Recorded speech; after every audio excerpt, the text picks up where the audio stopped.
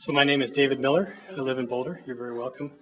Also want to say thank you to the city and to citizen activists like Renewables Yes and Clean Energy Action. I do think we wouldn't be, I don't necessarily agree with many of the things I read about municipalization, but I do think it's a remarkable situation to be in where we can actually not just go with the status quo and actually try to reinvent where we're headed. I'm excited about renewable energy opportunities and following our climate action plan. So I think a lot of thanks do go out. I consider myself a skeptic of this particular issue, but I also recognize that it's going to go on the ballot. And so I'm not here to try to dissuade anyone of that. So between now and then, I guess I feel like this is a very complex topic with a lot of facets to it. And I have been in contact with a lot of people who have a lot of questions, from as simple as, is natural gas included in this, which it is not, but I think we can still get out more information to people. I read an interesting piece by Paul Danish saying, the feasibility analysis kind of assumed a similar fuel mix to what we have now. What if we assumed a fuel mix that was localized and renewable? Excuse me, what would that pro forma look like? What would those costs look like? Getting that kind of information out, I think, would be very helpful. Can we know, I guess at this point we cannot know the ultimate cost. Can we know within a band of 10% or 20%? And what is that, both from an operational perspective and from an acquisition? Thank you for your time. I appreciate it. Thank you. Yes, Macon. David, you've identified yourself as the chair of the group Boulder Smart Energy Coalition. And I've seen a couple of ads in the paper in the last 2 weeks that are fairly substantial. Who's paying for those ads? Well, we are what's called a Colorado Independent Nonprofit Organization. And we are in the process of organizing ourselves, including preparing the bylaws and getting our board together. And we're raising money in the community. So at this point, I can't disclose everything. We will disclose everything when the time comes, but everything has happened so fast that I'm not in a position to do it tonight. Did you receive any money from Excel for these ads? No. From Matt Mosley or the Kenny Group? No. Okay. Why aren't you willing to disclose who's provided the funding for these ads? Because, as I mentioned, we're still getting organized. If you're organizing and soliciting funds, why is there no place on your website that people can donate funds? I was on there today and there's a place where people can sign up and give their email addresses, but no place where they're invited to give funds. Exactly what I'm just mentioning to you. Sands have shifted quickly. We've just gotten organized. We're just getting started. We've prepared a paper fundraising letters and so forth. But we don't have anything online, as you mentioned. No PayPal, no Visa cards. My goal is to go there. I think there's a lot of people who support what we're trying to do, and we obviously would like to get as much financial support as possible. Well, because the city is completely transparent with all its consultants, all its requests for proposals, all of the scope of work that is given to people to weigh in on this issue. Forgive me if as one counselor I say that I expect the same of groups like yours that weigh in the public space on this. Are you aware that our campaign finance law and the Boulder Revised Code requires that you file a report with the city within 3 days of the time that 2 or more people or entities or corporations make a campaign expenditure? Not a campaign. There's no nothing on the ballot yet, Macon.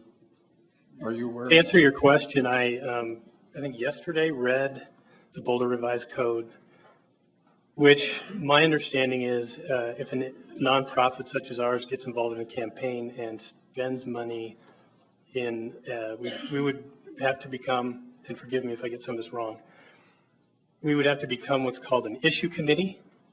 And there's a timeline that you mentioned, and I cannot say with specificity when it begins and ends. We would need to make a filing with the city of Boulder, and we would need to explain where every contribution and every expenditure came from and went to as part of the campaign. How much money have you yourself contributed to this organization at this point? Counselor, I think this is out of order. Yeah. a little out of order, Counselor. Do you want to tell us that? No. I guess I don't have to answer that question. Okay, let me ask you another question. There are 4 questions at the top of this ad about municipalization. That's enough. Who drafted those questions? You're looking at him. Okay, thank you. Macon, Excuse me, I have no problems with any of this. Totally above board, legitimate organization. We gain about 5 to 10 people a day. There's a lot of people out there who have differences of opinions about this subject. There's no organization aside from mine that I'm aware of for people to go and talk about this. That's what our goal is. We may have some alignment with the incumbent utility from a point of view on whether or not, they obviously would like to keep the city of Boulder as a customer, but we have a wide variety of points of view. I come to this wanting to maximize our renewable energy portfolio and wanting to reduce our carbon footprint. Some people are concerned about rates, some people are concerned about reliability. We have a lot of different points of view, so I welcome the questions. This is great. I mean, we're going to keep talking about this. We're going to talk about it past the election, frankly, no matter what happens. Okay. We're going to have this is a wonderful discussion about our future, and we're either going to municipalize or not. And there's a 5-year period where we're going to off-ramp or not off-ramp. Nobody wants a naked franchise, so we're opening up a long-term conversation. I'd like to be part of it. So I have no problem with you asking me any of those questions. All right, thank you.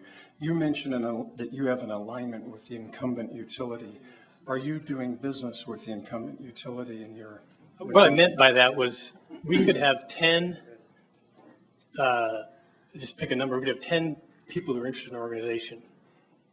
One of them could be somebody who wants to keep Boulder as a customer. One of them could be, I'd rather the city spent its time and energy on libraries. One of them could be, I don't want my rates to go up. I think they're going to go up if we do this. That was my only point. I have no commercial relationship with public service company or Xcel Energy. I do have a business where we're trying to develop solar gardens, and I, like anyone else, would have to submit an application to Xcel Energy, but there's no opportunity for it's a first come, first serve application. There's no opportunity for collusion or malfeasance or anything of that nature. Has your company submitted any such applications to Xcel? The wonderful program of community solar gardens is not yet open. Expecting it to be opened in October timeframe. Yes. Now, I want to pause just a second to talk about the Boulder Smart Energy Coalition. I've been reading the last couple of days a publication by the Edison Electric Institute. I hope the Channel 8 camera can zero in on this. But this publication, New Public Power Takeovers, Strategic Resources to Defeat Municipalization, put together by the Edison Electric Institute, which is one of the trade organizations of investor-owned utilities. And in it, there is a chapter with many tabs blocking a municipalization takeover attempt at the local legislative level. Well, that would be us. We're the local legislative level. And some of the things, what this book counsels to, this is a menu, it's a cookbook to investor-owned utilities about how to defeat exactly what we're doing here. When a city council determines that forming municipal utility is in the best interest of its people and asks the people by vote to back them up. This is the manual about how an investor-owned utility defeats it. Craig Eicher, the area director for Excel, came here after working at Winter Park, Florida, where they had a municipalization effort going on. And his job there, as here, was to defeat the municipalization effort. It must be said that the Excel has worked closely with some of the business organizations in town. So of course we expect that with the friendships that have been developed through those business organizations, as an Excel employee, he's on the board of directors of the Chamber of Commerce. He's on the Boulder Economic Council. He's the former president of Boulder Tomorrow. Of course we expect where he's developed relationships to see some of them come forward and stick up for him and the business model that he represents. But blocking a municipalization takeover lays out the steps. Once you've determined whether a takeover effort has traction, it says, retain an experienced public affairs or political consultant. This is a recommendation under the first tab. Well, they've done that with the Kenny Group in Denver. People need to understand this because what you're going to see injected into the political process shortly. After August 16th, the city is constrained about the extent to which it can advocate for forming a municipal utility. But this is where the big money of Excel kicks in. So first step is hire a political consultant. So the Kenny Group, which also, by the way, a Denver group, lists as its clients Big Pharma, the people that brought you the pharmaceutical bill in 2005, and who ensured that under the Affordable Health Care Plan of the Obama administration, people would be paying retail rates for their pharmaceuticals. That was taken off the table by Big Pharma, and locally also Cemex in conjunction with air pollution issues. Secondly, form a broad-based citizens coalition. That is what the Boulder Smart Energy Coalition I maintain is about. Develop a website. Grow your coalition and have it represent a broad cross-section of the community as possible. Well, they started with 13 names or so when they announced the coming out of the Boulder Smart Energy Coalition 2 weeks ago, and on their website they're collecting more names, and you see some of them in the advertisements now. And you don't think those people have rightful positions that they should take? And how long do you plan to keep speaking? Well, I think that it's very interesting that when asked who paid for these ads, the citizen group is not willing to say who did that. Yet when the city approaches these public issues in a public forum, we tell people exactly what it costs, exactly what we're spending. We lay everything out in a transparent fashion. I disagree with that, Macon. I don't have access to the numbers behind the city's spreadsheets. Well, just for example, can we tell people how much we're going to spend on consultants, exactly how much we budgeted for it, we spent that amount in the budget, and people can ask for all to see. You see, when you ask people who come up with a group like this, they will not tell you, they don't want to tell you where the money comes from for this. We're going to see a lot of that in the election coming up, and people need to be aware of it, that Excel is backing off from itself coming to talk at public forums, but they're putting in action political operatives that we're going to see a lot of in this election. And I, for one, am going to fight against it. So I just want people to be aware of that. The cookbook that the Edison Institute has put together is in play. So is the playbook. We're going to see a lot more of it.